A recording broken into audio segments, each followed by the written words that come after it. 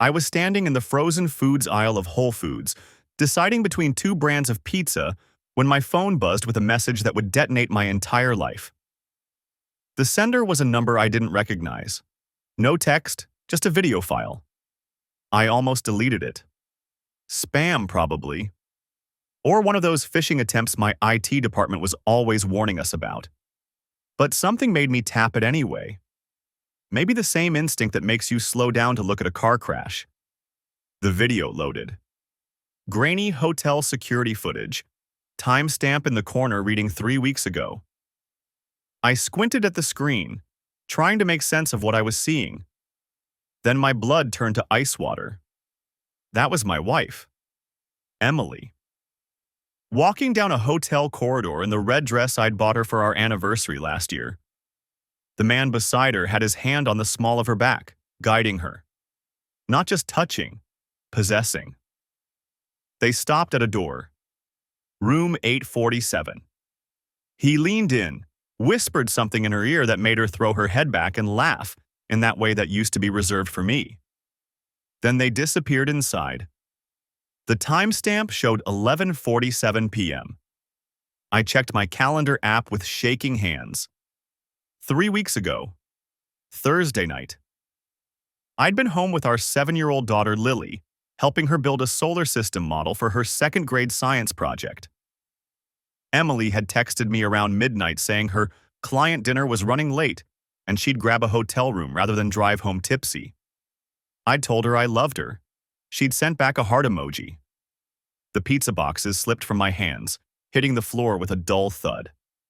An elderly woman gave me a concerned look, but I barely registered her existence. My fingers moved on autopilot, replaying the video. Watching my wife of 9 years, the mother of my child, walk into that hotel room with another man. A second message appeared. There's more. Check your email. I abandoned my shopping cart right there in the middle of the aisle and walked out to my car in a daze.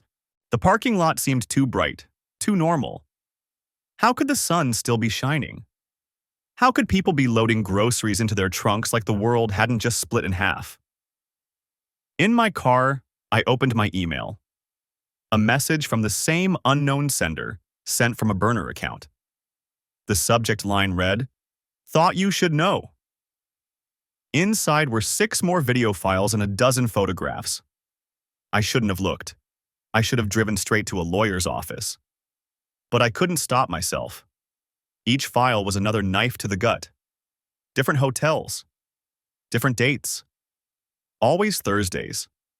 Her supposed late work nights. The photos were worse. Candid shots of them at restaurants I recognized. Places in our own neighborhood. One showed them at Riverside Park, sitting on our bench. The bench where I'd proposed to her 10 years ago. My hands were shaking so badly I nearly dropped the phone. The most recent video was dated just 6 days ago, last Thursday. The night Emily had come home at 1 a.m. smelling like wine and hotel soap and climbed into bed beside me. I'd stirred, half asleep, and she'd kissed my forehead. "Go back to sleep, honey," she'd whispered. "Love you." The final email attachment was a PDF. Bank statements. Not ours. I would have recognized those. These belonged to Emily's personal account, the one she'd kept from before we were married. I'd never thought twice about it. Why would I? We had our joint account for household expenses. Her keeping a separate account seemed perfectly reasonable. Except now I was looking at regular charges to luxury hotels, expensive restaurants, a jewelry purchase for $800. I'd never seen any new jewelry. Cash withdrawals, always on Thursdays, always $200. And transfers. Regular transfers from our joint savings account into this private account. 500 here, 1,000 there. Over the past 18 months, she'd moved nearly $40,000. My vision blurred. We'd been saving for a down payment on a bigger house. Emily had been the one managing our finances, showing me the statements every month, pointing out how close we were getting to our goal. She'd suggested we both cut back on spending. I'd started bringing lunch to work instead of eating out, canceled my gym membership, sold my motorcycle. The whole time, she'd been funding her affair with our daughter's future. I don't know how long I sat there in that parking lot. Long enough for my phone to die. Long enough for the sun to start setting. Long enough for the shock to begin crystallizing into something harder, colder. When I finally started the car, I didn't head home. I drove to my brother's house across town. Tyler opened the door, took one look at my face, and pulled me inside without a word. "What happened?" he asked, guiding me to his couch. I showed him everything. Watched his expression shift from confusion to disgust to rage. Tyler had never been Emily's biggest fan. He'd thought she was too controlling, too image-obsessed, but he'd kept his opinions to himself for the sake of family peace. That lying, he caught himself, running his hands through his hair. Okay. First things first. Do you know who sent this?" I shook my head. "Doesn't matter right now. What matters is what you do next." He grabbed his laptop. "My buddy from law school, Kevin Walsh, he specializes in family law. Let me call him. It's 7 p.m. on a Saturday. He owes me, big time." Tyler was already dialing. The lawyer's office smelled like leather and old books. Tyler sat beside me while Gregory Walsh, his friend from law school, spread the evidence across his mahogany desk. It was Sunday morning, barely 8 hours since I'd stood in that frozen foods aisle. "This is solid," Walsh said, scanning through the bank statements on his tablet. "Very solid. The financial records especially. That's dissipation of marital assets. California courts don't look kindly on that." I nodded, my throat too tight to speak. I'd barely slept on Tyler's couch, spending most of the night scrolling through those videos until my eyes burned. "Here's what we do immediately," Walsh continued. "First, you document everything in your own records. Second, you secure your finances. Any joint accounts, credit cards, everything. Third—" "She's at an aquarium conference," I said suddenly. The words felt strange in my mouth. "In Monterey. She left Friday afternoon. Won't be back until Tuesday." Tyler and Walsh exchanged a look. "Even better," Walsh said. "Gives us time to prepare. You have access to the house?" "It's my house, too." "Good. I want you to gather any additional financial documents you can find. Tax returns, investment statements, anything she might have kept physical copies of. Don't disturb anything else. No dramatics, no revenge fantasies, just documentation." I thought about Emily in Monterey right now, probably at the aquarium, smiling at strangers, pretending to care about marine biology while I sat here looking at proof she'd stolen our daughter's future. "What about Lily?" My voice cracked on her name. "Your daughter's 7, you said." Walsh made a note. "You'll want to file for custody evaluation. Given your wife's financial deception and the affair, you're in a strong position. But courts care about stability for the child. Where is she now?" "My mom's. Emily's mom was supposed to watch her this weekend, but I told my mom I had a work emergency, asked her to take Lily." "Smart. Keep everything as normal as possible for her until we have a strategy." Walsh leaned back in his chair. "The sender of this evidence, any idea who?" I shook my head. "The email came from a burner account. No identifying information. Could be anyone. Guilty conscience from the affair partner's spouse, a friend who couldn't stay silent anymore, even a private investigator hired by someone else entirely." Walsh shrugged. "Doesn't matter legally.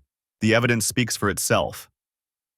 We spent another hour going over details. Walsh explained California's no-fault divorce laws, community property division, likely custody arrangements. The words washed over me like cold water. 9 years of marriage reduced to legal terminology and asset distribution. When we finally left, the sun was climbing higher over the city. Too bright. Too normal. "You okay to drive home?" Tyler asked in the parking lot. "Yeah." You want me to come with you? Help look for documents?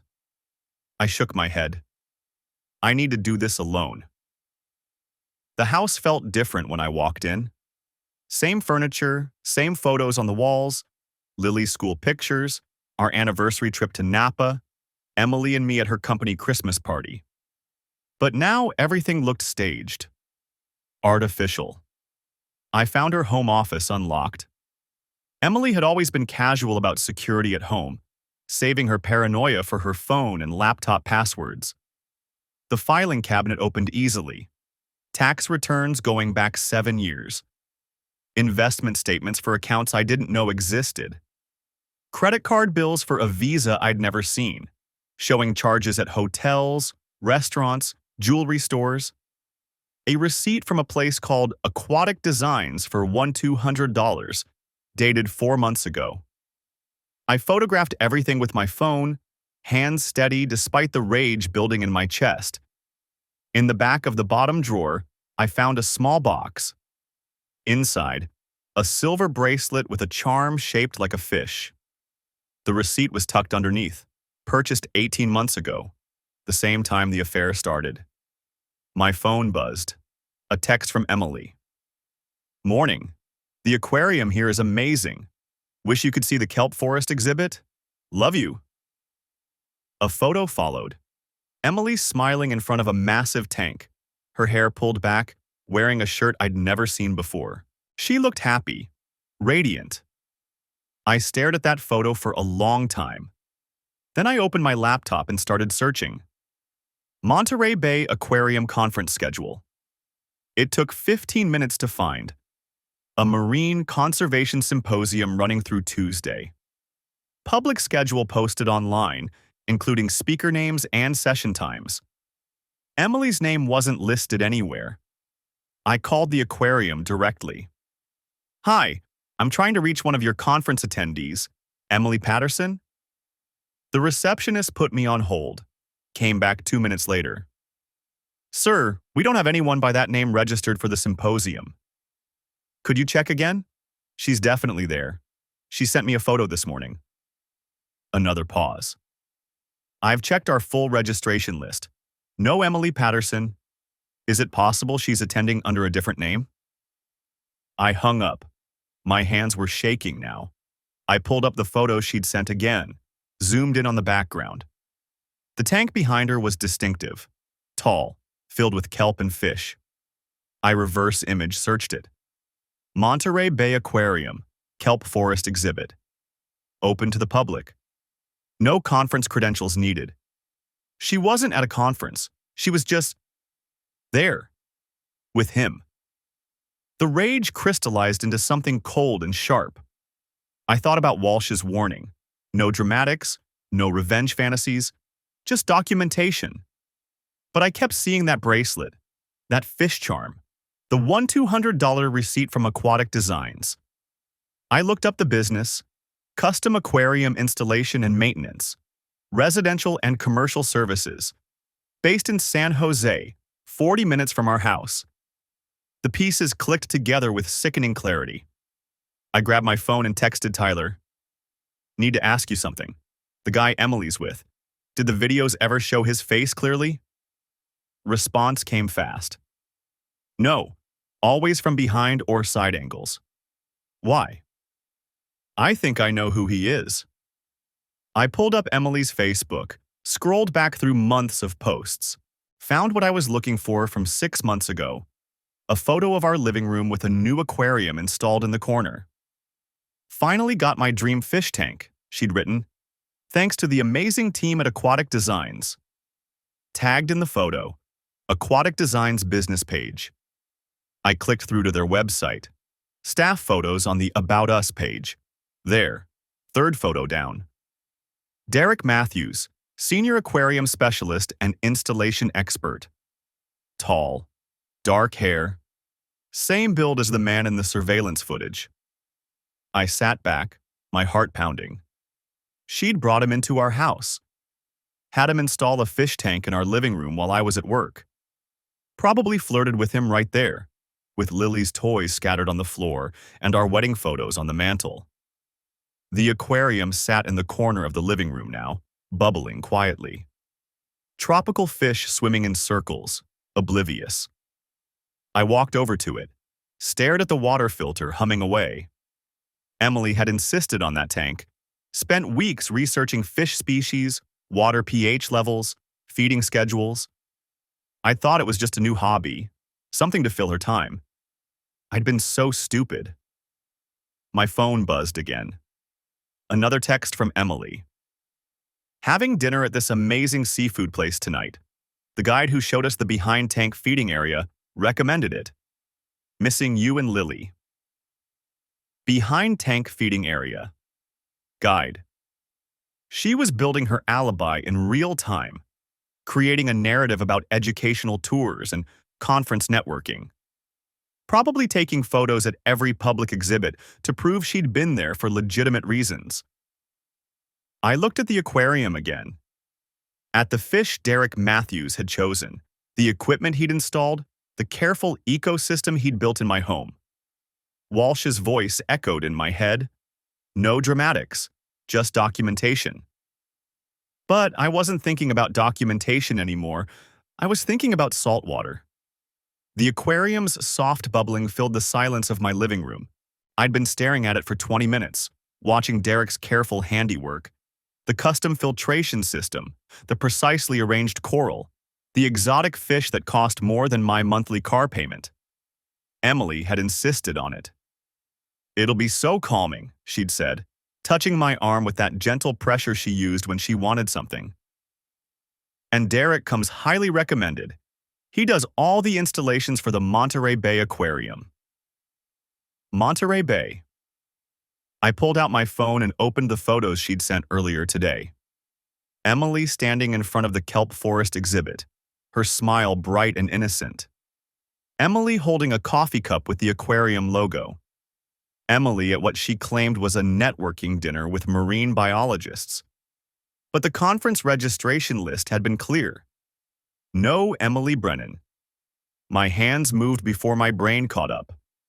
I opened a browser and searched Aquatic Designs Monterey Bay. The business website loaded, sleek, professional, with Derek Matthews' photo prominently displayed under Senior Specialists. His bio mentioned 15 years of experience, custom installations throughout California, and a specialty in saltwater ecosystems. There was an address, a business location in Monterey. I shouldn't have kept digging. Kevin Walsh's voice echoed in my head. Document, don't detonate. But my fingers were already pulling up Google Maps, entering the address, switching to Street View. The building looked legitimate. A storefront with large windows displaying aquarium supplies, a professional sign. Real, established. Which meant Derek really did work there. Which meant Emily's conference in Monterey, the city where Derek was based, was even less of a coincidence than I'd thought. I checked the time. 9:47 p.m. The aquarium would be closed, but businesses had after-hours numbers. I found Aquatic Design's contact page and stared at the phone number. This was stupid. This was exactly what Kevin had warned me against. I dialed anyway. The phone rang 4 times before switching to voicemail. A woman's voice, professional and warm. You've reached Aquatic Designs. Our business hours are Monday through Saturday, 9 to 6. For emergency tank maintenance, press 1. To leave a message, I pressed 1. The line clicked. A different voice answered, male, younger. Emergency maintenance, this is Josh. Hi, I'm calling about Derek Matthews. The words came out steadier than I expected. I need to reach him about a tank issue. Derek's actually on vacation this week. Josh sounded apologetic. I can send someone else out, or if it's not urgent, Derek will be back next Monday. Vacation. This week. Where did he go? I asked, trying to sound casual. I ask because he mentioned wanting to check on my system personally. And if he's somewhere nearby? Nah, he's doing the whole tourist thing. Took his girlfriend to see the aquarium where he used to work, actually. Kind of a busman's holiday, you know? Josh laughed. But seriously, I can have someone there within 2 hours if you've got a real emergency. The phone felt slippery in my hand. His girlfriend? Yeah, first time he's taken time off in like a year. Must be serious. Josh's tone shifted, more professional. So what's going on with your tank? I hung up. My breath came in short, sharp bursts. The aquarium bubbled its peaceful rhythm, mocking me. Derek was in Monterey, with his girlfriend. Emily was in Monterey, at the same aquarium where Derek used to work. The photos she'd sent weren't fabricated locations. She was really there. With him. I opened my text thread with Emily. The last message was from an hour ago. A photo of her hotel room with a view of the bay.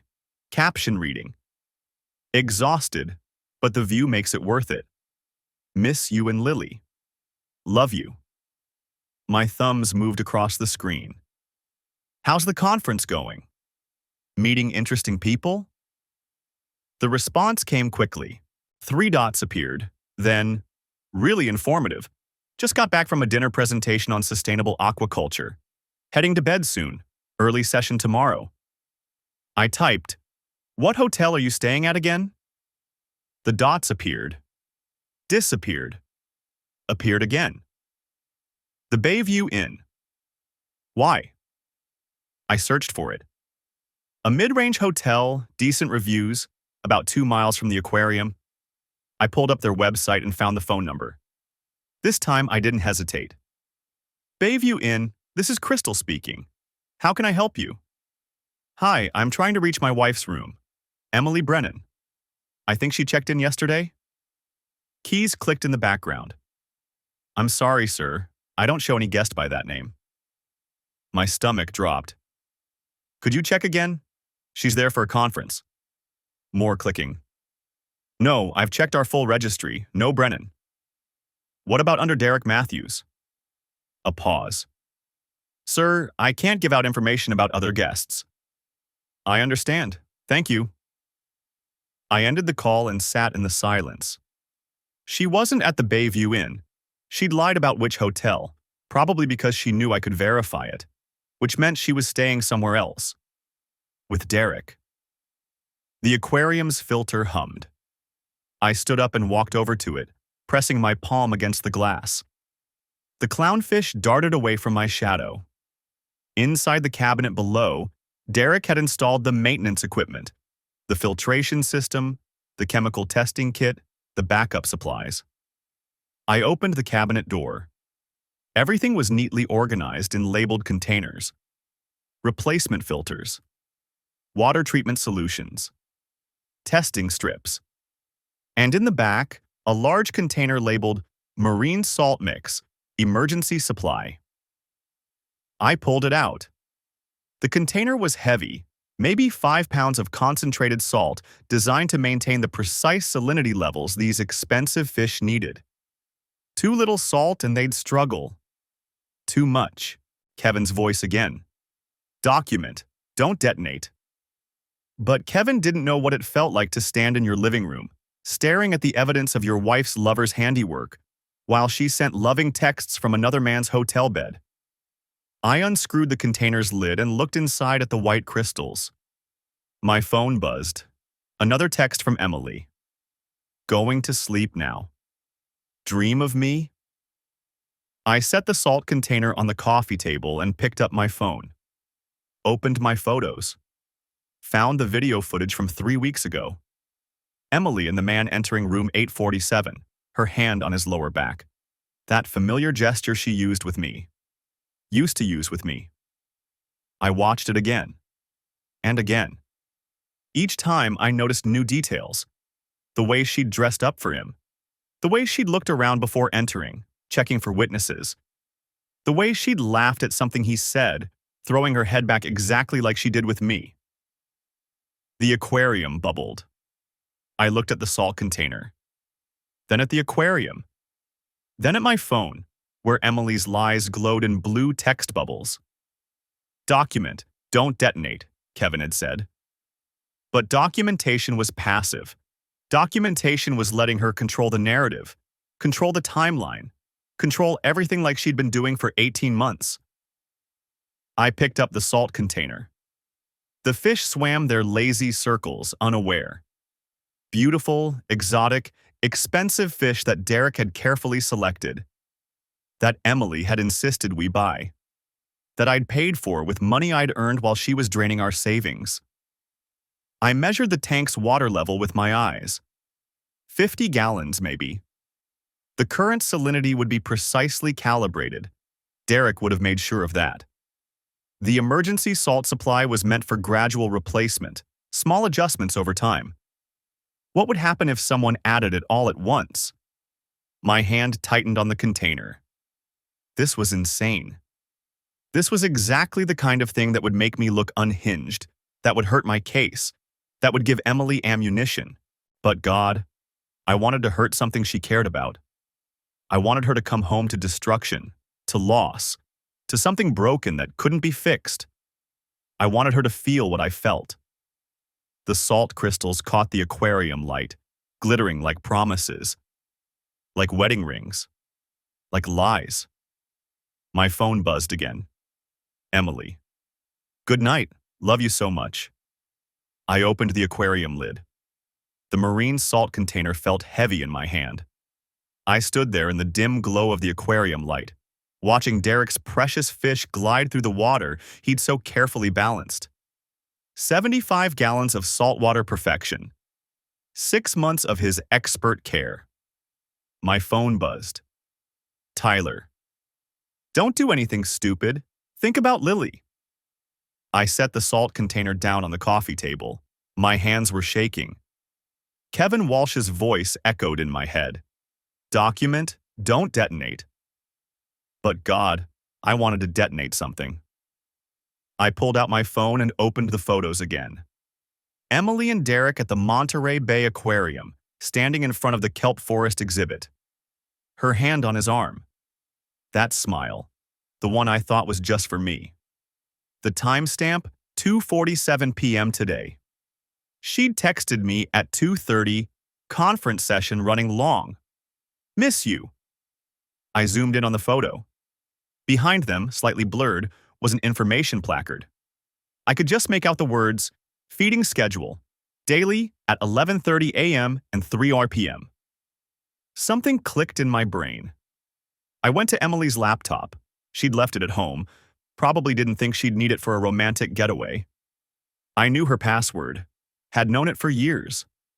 She'd never changed it. Lily 2016, the year our daughter was born. The screen lit up. I went straight to her email. There, buried in a folder labeled Work Aquarium Maintenance, were dozens of messages between Emily and Derek. I started scrolling, my stomach churning with each new revelation. The first email was from 8 months ago. Emily, great meeting you at the Hendersons' party. I'd love to talk more about setting up that reef tank for your family. How about coffee next Tuesday? Derek. Coffee. Sure, I kept scrolling. The messages got progressively more familiar, more intimate. By month 3, they were using pet names. By month 5, they were planning weekend getaways disguised as work trips. Then I found the Monterey emails. Can't wait for our trip, babe. I've already arranged the behind-the-scenes tour at the aquarium. My buddy Jason works there. He's a senior aquarist. We'll get to see the feeding from the dive platform. You're going to love it. Emily's response. You spoil me. I told Mark I'd be at a marine biology conference. He bought it completely. Sometimes I think he'd believe anything. My vision blurred.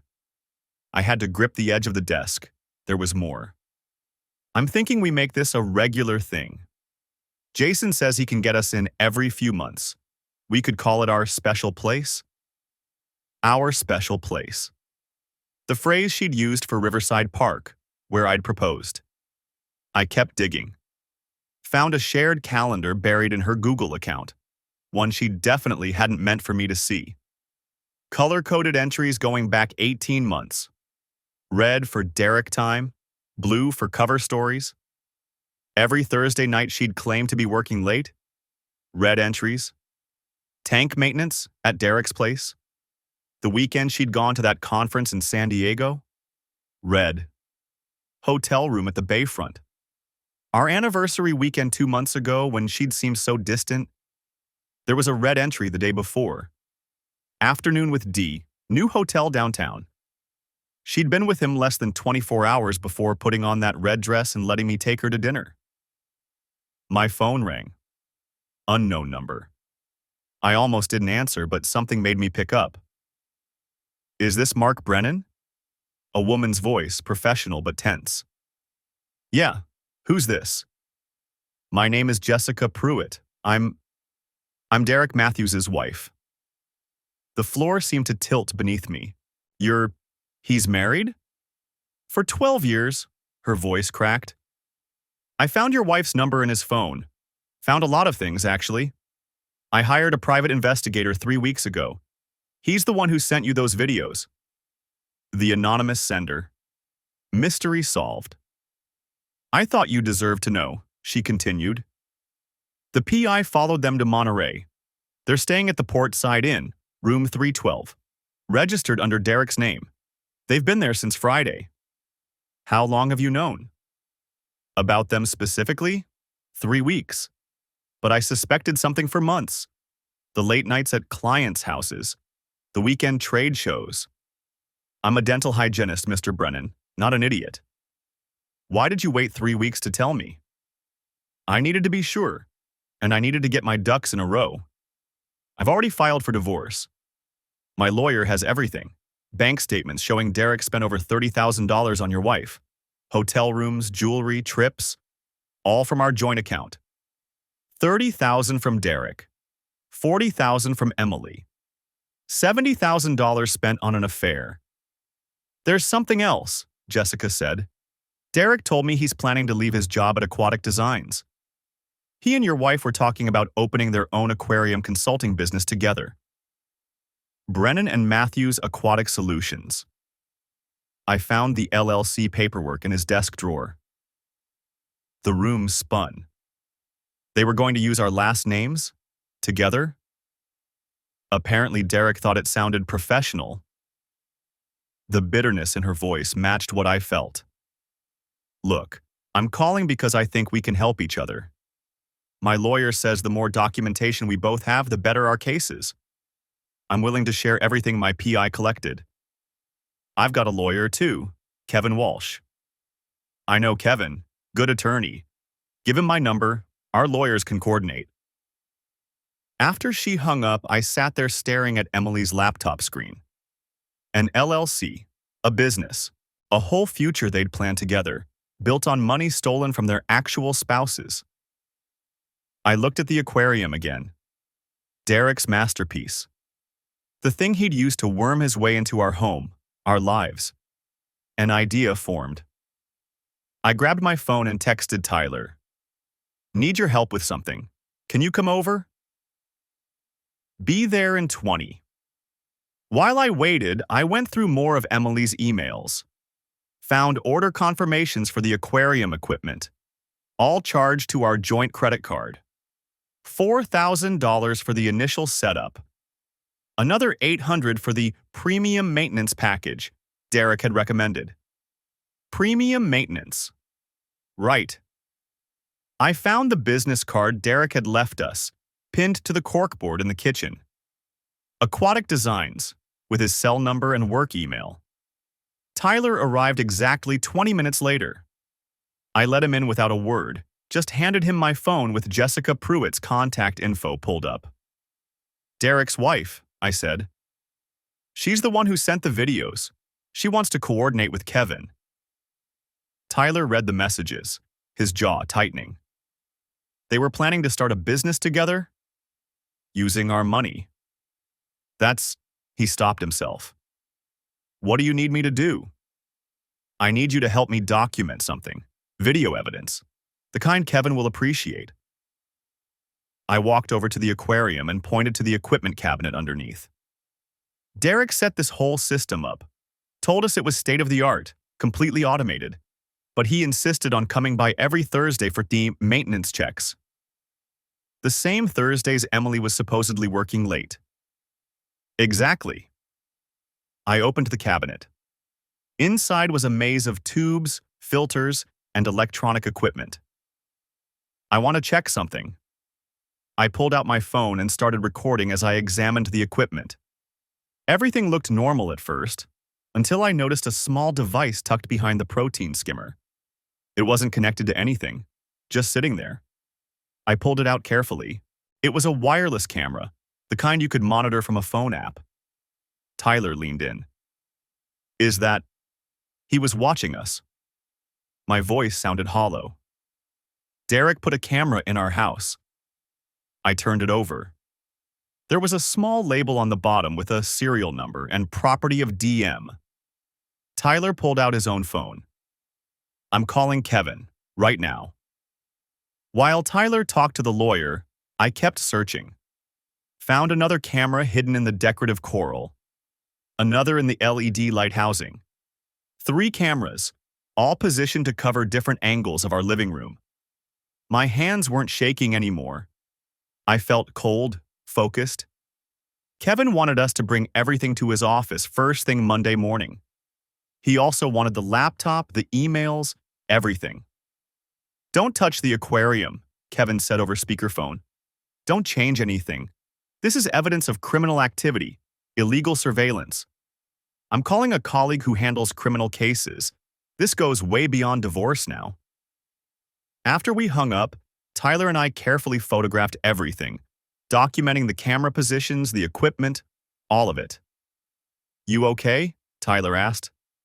I looked at the aquarium, at Derek's fish swimming obliviously through their carefully maintained environment. I was going to destroy it, I admitted. Was standing here with marine salt, ready to kill everything in that tank. But you didn't. No, because this is better. I gestured at the cameras, the evidence. This is so much better. The doorbell rang at 9:47 a.m. Sunday morning. I'd been awake since 5, sitting at Tyler's kitchen table with my 3rd cup of coffee, staring at the surveillance equipment Derek had hidden in my house. The cameras sat in a neat row, sleek black cylinders disguised as aquarium monitoring devices. Each one had recorded God knows how many hours of my private life. Tyler answered the door. I heard a woman's voice, professional but strained. I'm looking for Mark Brennan. I'm Jessica Pruitt. My stomach dropped. Derek's wife, the woman who'd sent me the evidence that had destroyed my world 2 days ago. Come in, Tyler said. She walked into the kitchen carrying a laptop bag and looking like she hadn't slept in a week. Mid-30s, dark hair pulled back, wearing jeans and a Stanford sweatshirt. Her eyes were red-rimmed but focused. Thank you for seeing me, she said. I know you weren't expecting me. How did you find me? I asked. The PI. I told him to keep tabs on your location in case, she trailed off, in case you needed help or information. Tyler brought her coffee. She sat across from me, opened her laptop, and pulled out a flash drive. There's more, she said. Things I didn't send you Friday. Things I only found last night. My hands went cold. What kind of things? Derek's been planning this for months. Not just the affair, the whole exit strategy. I found files on his computer. Business plans, financial projections, property searches. She plugged in the flash drive. They're not just running away together. They're trying to tank both our lives on the way out. She turned the laptop toward me. A folder labeled Monterey Venture contained dozens of documents. The first file made my vision blur. It was a lease agreement for a commercial property in Monterey. Signed by Emily Brennan and Derek Matthews. Start date, April 1st, 6 weeks away. Monthly rent, $8,500. Monterey Marine Consulting, Jessica said quietly. That's what they're calling it. Educational programs, private aquarium installations, marine biology tours. They've been building this for 8 months. I scrolled through the business plan. Revenue projections. Marketing strategies. client acquisition plans. Emily's name was on every document as co-founder and education director. This conference she's supposedly at, Jessica continued, it's not fake. There is a marine biology symposium in Monterey this weekend, but Emily's not attending sessions. She and Derek are meeting with commercial real estate agents, suppliers, potential investors. They're setting up their new life. Tyler leaned over my shoulder. Jesus Christ, they're not even hiding it. They think they're safe, Jessica said. Derek told me he was going to a marine equipment expo in San Diego. He showed me fake confirmation emails. He's gotten very good at forgery. Her voice cracked slightly. I found these files because he got sloppy. Left his laptop unlocked when he went to shower Friday morning. I had maybe 10 minutes to copy everything before he came back. I opened another file. Financial spreadsheets showing capital investments. Derek had contributed $32,000. Emily had contributed $38,000. Our entire house down payment. Every penny we'd saved for Lily's future. There's more, Jessica said. She clicked to another folder. The cameras weren't just about watching Emily. Derek was documenting everything in your house. Your routines, your schedule, your security system codes. He has files on your work, your bank accounts, even Lily's school schedule. She opened a document that made my blood run ice cold. It was titled Contingency Plans. The first section detailed how Derek would handle Mark if he becomes problematic. It included my daily routine mapped out to the minute. Where I parked at work, which gym I used, the route I took to pick up Lily from school. He's been stalking you, Tyler said. This is a threat assessment. Keep reading, Jessica said. The next section outlined Emily's plan to secure maximum financial outcome from divorce. It detailed strategies to hide assets, claim Mark was emotionally abusive, seek full custody of Lily, and demand spousal support while claiming Mark had refused to support her career development. There were notes in Emily's handwriting, Mark's temper, document instances. Lily mentions daddy yelling, record dates. Joint account transfers, blame on Mark's gambling. I'd never gambled in my life. I'd never yelled at Lily. And the only time I'd raised my voice at Emily was when she'd accidentally backed into our mailbox last year. They were building a case against you, Jessica said. Derek told her to document anything that could be used to paint you as unstable or controlling. They needed you to look bad, so Emily could justify taking everything. This is conspiracy, Tyler said. They plan to destroy him. I opened the next file. Photos. Dozens of them, taken inside my house over the past 18 months.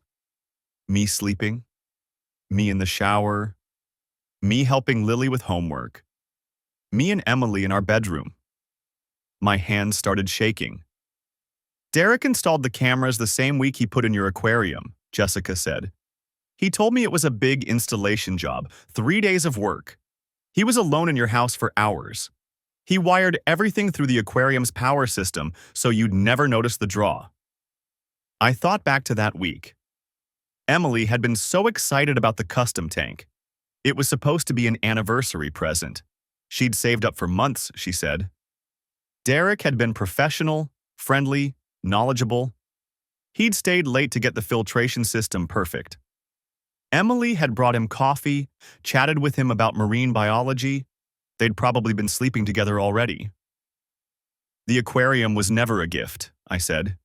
It was access. Yes, Jessica's voice was flat. And surveillance, and a way to keep coming back for maintenance visits whenever they wanted to meet. Tyler paced to the window. We need to call the police. This is stalking, invasion of privacy, conspiracy. Already done, Jessica said. I filed a report last night, showed them everything. They're opening an investigation into Derek for illegal surveillance and wiretapping. Those cameras he planted? Felony in California. He's looking at serious charges. What about Emily? I asked. That's harder. She didn't install the cameras. But the financial fraud, the business setup using marital funds without disclosure, the documented plan to file false abuse claims, your divorce attorney can use all of it. And if the DA thinks she was complicit in the surveillance, she could face charges too. I scrolled through more files. Email exchanges between Emily and Derek discussing the Mark problem and timeline for extraction. Text messages about how to manage Mark's suspicions when Derek came for tank maintenance. Photos of documents from my home office, tax returns, insurance policies, even Lily's birth certificate. They photographed everything, I said. Derek's thorough, Jessica said bitterly. It's one of the things I used to love about him. He never did anything halfway. She closed her eyes. I found out about the affair 6 months ago, confronted him. He swore it was over, begged for another chance. I believed him because I'm an idiot. He just got better at hiding it. You're not an idiot, Tyler said. They're sociopaths. Jessica opened another folder. This is the worst part. I debated showing you, but you need to know what you're dealing with. She clicked on an audio file. Pressed play. Emily's voice filled the kitchen. Mark won't fight the custody thing. He's too passive. He'll roll over if I push hard enough. Derek's voice. You sure? He seems pretty devoted to Lily. He is, but he won't want to put her through a court battle. I'll tell him I'll seek full custody unless he agrees to my terms. He'll cave. He always caves. And if he doesn't? Then we use the documentation. Paint him as unstable. I've got enough incidents recorded. His brother has a temper too. Family history of anger issues. I'll make it work. The recording continued. They discussed dollar amounts, how much they could extract from both marriages, whether they should wait until after tax season to file. Derek laughed about something. I couldn't process what. And Emily laughed with him. That laugh. The one I'd loved for 9 years. The one that used to make me smile just hearing it. Jessica stopped the playback. There are hours of recordings. Derek kept them as insurance in case Emily tried to back out. He documented everything they planned. I stood up, walked to the sink. Thought I might throw up. Tyler's hand landed on my shoulder. We've got them. Everything we need to bury them both. There's one more thing, Jessica said. She pulled up a calendar on her laptop. They're flying back Tuesday morning. Emily's flight lands at 2:15 p.m., but before that Monday night, they're having dinner with a potential investor. Someone who's considering putting $50,000 into their business. Who? I asked. She showed me the email. The investor's name was Robert Brooks. No, wait. She scrolled. David Palmer. He owns 3 aquarium supply companies on the West Coast. Derek's been courting him for months. An idea crystallized in my mind. Cold, clear, perfectly focused. What time's the dinner? I asked. 7 p.m. Fisherman's Wharf. Restaurant called the Tidewater.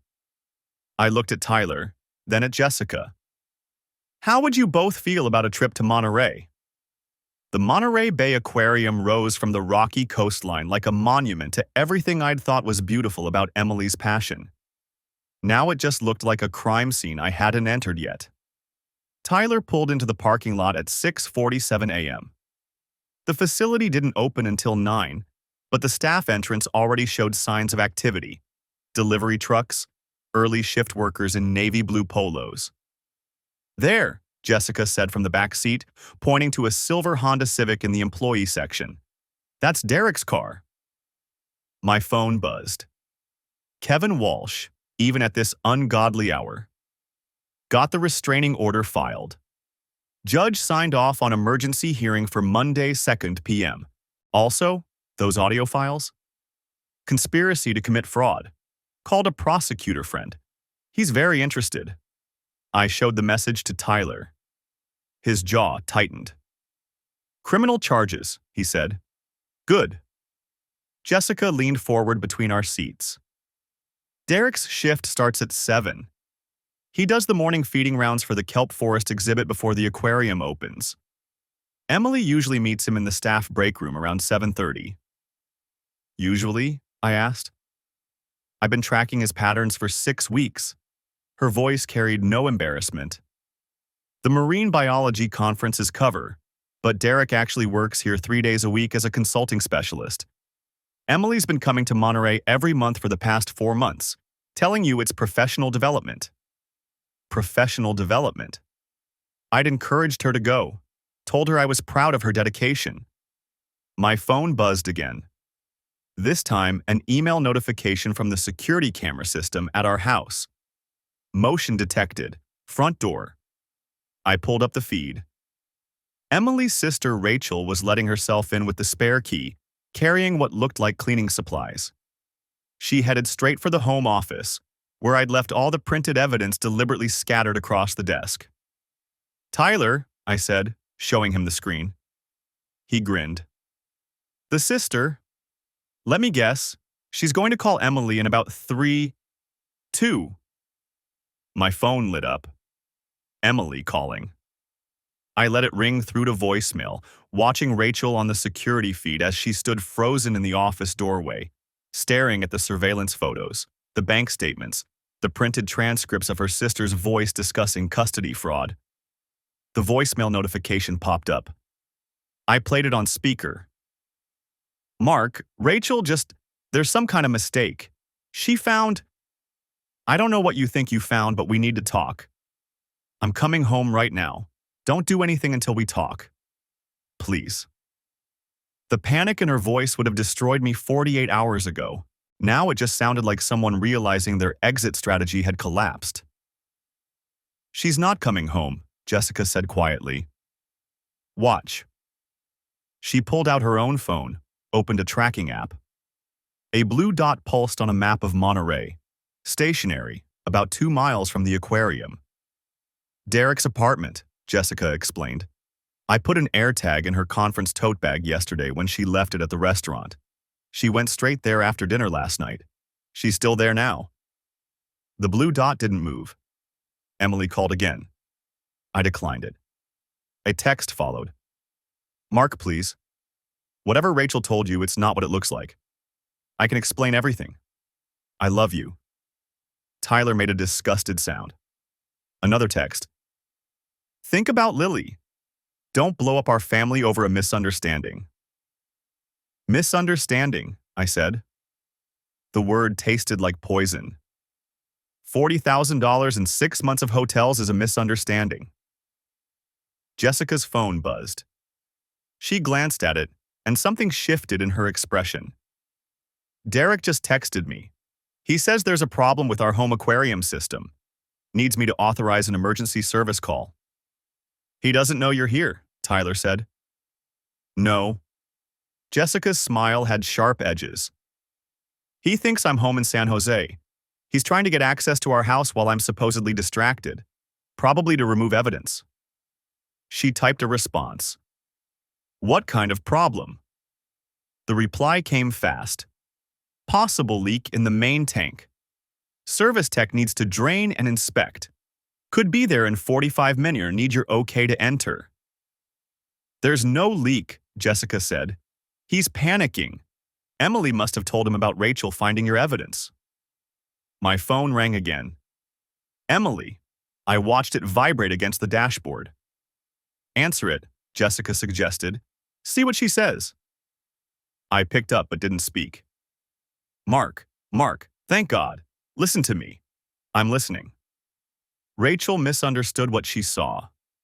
Those papers. I was helping a friend document her divorce. I was doing research for her, that's all.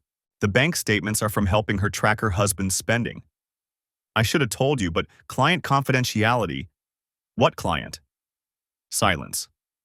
Then, "I can't tell you that." "But Mark, you have to trust me." "Like I trusted you about the Monterey conferences?"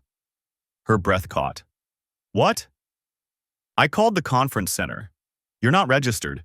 You've never been registered for any marine biology conference." The silence stretched so long I thought she'd hung up. Okay. Her voice changed. Harder, more calculated. Okay, you want the truth? I've been interviewing for positions. Better jobs than the aquarium store.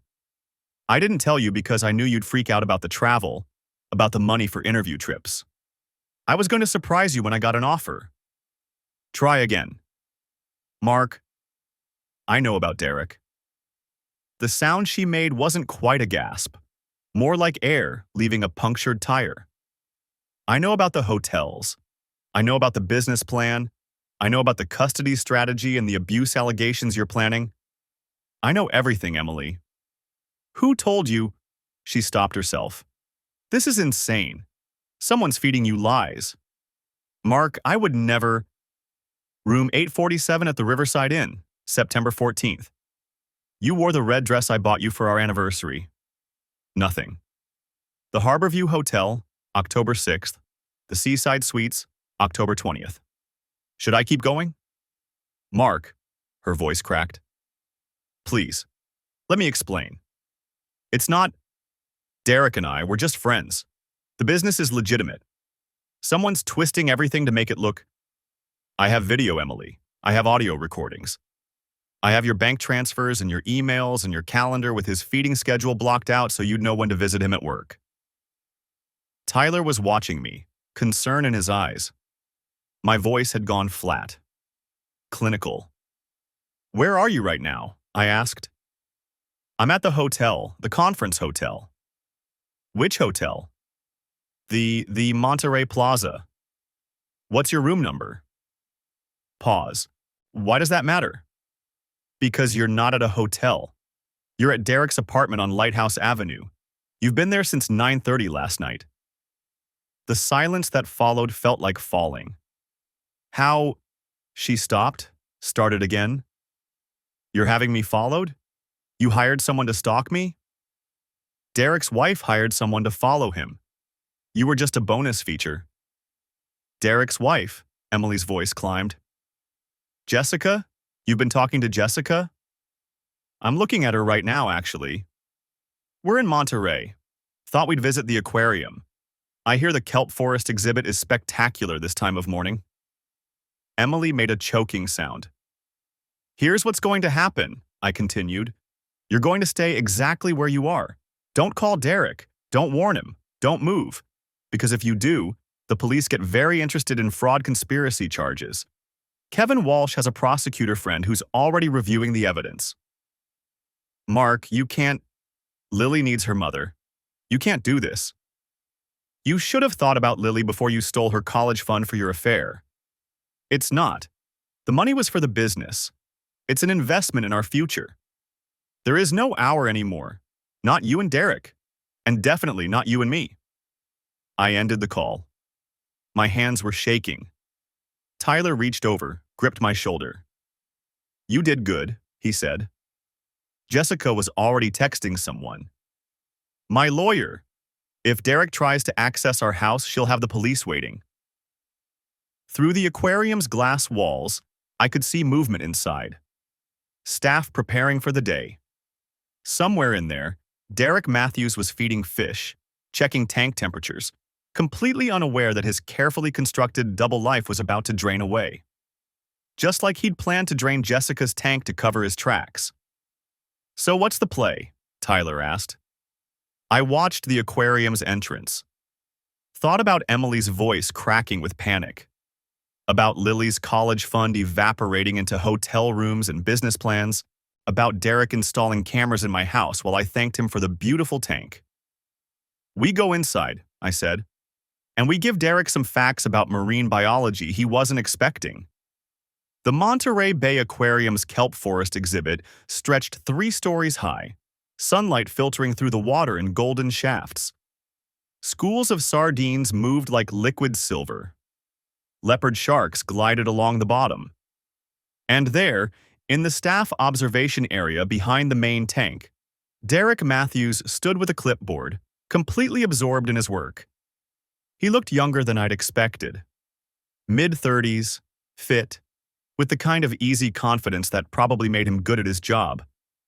Good at lying, too. Jessica saw him first. Her breath hitched. "You don't have to do this," I said quietly. "Yes, I do." We'd entered through the public entrance when the doors opened at 9. Tyler had wanted to confront Derek immediately, but I'd convinced him to wait. Let Derek finish his morning routine. Let him feel safe. Now, at 9:47 a.m., we stood 15 feet away from the man who'd spent 18 months dismantling my life. Jessica walked forward first. Derek turned at the sound of footsteps, and his face went through a remarkable transformation. Confusion, recognition, then pure terror. "Jess? What are you're supposed to be in San Jose?" She stopped 3 feet from him. "Waiting for your fake service technician to drain our aquarium and remove the evidence you hid there?" His mouth opened. Closed. He looked past her, saw me and Tyler, and something died behind his eyes. "The cameras," I said, stepping forward. "In my house. In my aquarium. You've been watching my family for 18 months. Derek's clipboard clattered to the floor. "I don't know what you're talking about." "Yes, you do." Jessica pulled out her phone, showed him the photos of the surveillance equipment. "I found all of it. The files on your computer, the business plans, the recordings of you and Emily planning to destroy both our marriages." "Jess, let me explain." "No." Her voice cut like glass. "You don't get to explain. You get to listen." A small crowd of early visitors had started to gather, drawn by the tension. A security guard approached, but Tyler intercepted him, showing some kind of documentation Kevin Walsh had prepared. Derek's face had gone pale. "This is insane. You're both insane. Emily and I are colleagues. The business is legitimate." "Then why did you install hidden cameras in my living room?" I asked. "Why did you photograph my daughter's school schedule? Why did you map out my daily routine like you were planning a kidnapping?" "I never. That's not—" Derek's eyes darted around, looking for escape routes. "You can't prove any of this." "Actually, we can." Jessica's voice was eerily calm. "The police already have everything. They're very interested in California Penal Code 647J. Illegal surveillance. It's a felony, Derek. You're looking at prison time." The color drained from his face completely. "Where's Emily?" he asked. "Still at your apartment, probably." I pulled out my phone, showed him the tracking app. "We know everything. The lease in Monterey. The investor meeting tonight. The $40,000 she stole from our daughter's future." Derek's jaw worked silently. Then, quietly. "It wasn't supposed to go this way." "How is it supposed to go?" Tyler asked. "You destroy 2 families, steal $100,000, and ride off into the sunset?" "We fell in love," Derek's voice cracked. "It just happened. We tried to fight it." "You installed surveillance cameras," I interrupted. "You documented my schedule. You planned false abuse allegations. That's not love. That's sociopathy." Derek slumped against the observation glass. Behind him, the kelp swayed in the current, oblivious and beautiful. "I want to make a deal," he said finally. "No deals." Jessica's voice was iron. "You're going to face everything you did. Every lie, every camera, every dollar you stole." "Jessica, please think about our kids." "Don't you dare." She stepped closer, and I saw Derek actually flinch. "Don't you dare use our children as shields. You thought about them when you were planning your exit strategy, when you were recording Mark's family in their private moments." The security guard approached again, this time with a manager. The small crowd had grown. Someone was recording on their phone. Derek saw it all happening, his public unraveling, his career imploding, his freedom evaporating. "I'll testify," he said suddenly, "against Emily. I'll tell them everything. The fraud, the planning, all of it. Just, please." I looked at Jessica. She looked at me. "Talk to your lawyer," I said. and pray the prosecutor's feeling generous. We left him there, surrounded by security and gawking tourists, his carefully maintained life collapsing like a poorly balanced ecosystem. Emily was waiting in my driveway when I got home Tuesday afternoon. She'd driven back from Monterey overnight, her eyes red-rimmed and wild. "Mark, please, we need to talk." I walked past her to the front door. Tyler had offered to come, but I told him I needed to do this alone. "There's nothing to talk about. Lily needs both her parents. You can't just—" "Lily needs honest parents. She's got one." Emily followed me inside, stopped when she saw the aquarium. It was gone. Drained, dismantled, removed by the police as evidence. In its place, a bare corner and a water stain on the hardwood floor. "You destroyed it," she whispered. "I documented it. There's a difference." She sank onto the couch, the same couch where I'd sat 3 days ago, contemplating destruction. Now I felt only a strange, cold clarity. "I never meant to hurt you," she said. "You stole $40,000 from our daughter's future. You plan to accuse me of abuse. You let your boyfriend install cameras in our home." I sat across from her, maintaining distance. "Which part wasn't meant to hurt me?" "Derek said he promised it would work out, that we'd all be happier." "Derek's facing felony charges. His lawyer's trying to cut a deal by throwing you under the bus. How's that working out for everyone's happiness?" Emily's face crumpled. "I made a mistake. I got confused. But we can fix this. Therapy, counseling? No. Mark? No." I stood up. "I filed for divorce. Full custody of Lily pending evaluation. Kevin Walsh has documentation of everything. The fraud, the surveillance, the conspiracy. You'll be lucky if you get supervised visitation. You can't take my daughter from me? You took her college fund to finance your affair. You plan to lie to courts about abuse. You put her in danger by letting a stranger install surveillance equipment in her home." My voice stayed level. "I didn't take anything. You threw it all away." She tried to speak. Couldn't. Just sat there crying, and I felt nothing.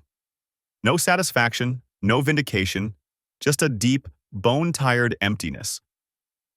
"You need to leave," I said. "Your lawyer can contact mine about property division and visitation schedules. This is my house too." "Actually, it's not." Kevin filed an emergency motion. "Judge granted me sole occupancy pending trial. You've got until Friday to collect your personal items. Tyler will be here to supervise." Emily stood, swaying slightly. "I loved you. I do love you." "No, you don't. You love what I provided. Stability. Cover. Someone to blame when your choices caught up with you." I walked to the door, opened it. "Goodbye, Emily." She left without another word. 6 months later, I stood in Lily's new bedroom, helping her arrange stuffed animals on her shelf. The house we'd bought was smaller than the one I'd planned with Emily, but it was ours, mine and Lily's. "Daddy, can we get fish?" she asked. I tensed. "Fish? Like a goldfish. Madison has one. It's orange. Not a custom reef tank, not a surveillance platform, just a simple goldfish in a bowl." "Maybe," I said. "We'll see." The divorce had been finalized 3 weeks ago. Emily got supervised visitation every other weekend. The court hadn't been impressed by the custody fraud planning. She'd avoided criminal charges by cooperating with the prosecution against Derek, who'd pleaded guilty to illegal surveillance and was serving 18 months. Jessica had called me last week. She'd finalized her own divorce and was moving to Portland with her kids, starting over. "How are you doing?" she'd asked. "Better. You?" "Better?" We'd both sounded like we were trying to convince ourselves. Tyler appeared in Lily's doorway. "Pizza's here, extra cheese, as requested by the princess." Lily squealed and ran past him toward the kitchen. "You good?" Tyler asked quietly. "Getting there." And I was. The anger had faded into something more like sorrow. Not for Emily, but for the years I'd wasted believing in something that had been hollow all along. For the naivety that had made me think love was enough. For the version of myself who'd stood in a grocery store frozen foods aisle, whole world shattering, and hadn't known yet how to pick up the pieces. But I'd learned. I'd learned that trust wasn't automatic. That love required honesty. That sometimes the people you die for were the ones most willing to let you bleed. I'd learned that documentation beat destruction, that patience beat rage, that protecting your child mattered more than punishing your ex. And I'd learned that starting over, while terrifying, was better than staying in a beautiful lie. "Come on," Tyler said. "Pizza's getting cold." I followed him downstairs where Lily was already at the table, tomato sauce on her chin, chattering about her day at school. Normal. Safe. Real. The aquarium corner in our old house had left a water stain I'd never quite managed to clean. But this house had no stains. No cameras. No secrets. Just a father, a daughter, and the slow, painful, necessary work of building something honest from the ruins of something false. It wasn't the life I'd planned, but it was the life I'd earned by refusing to let betrayal turn me into something I wasn't. And in the end, that was enough.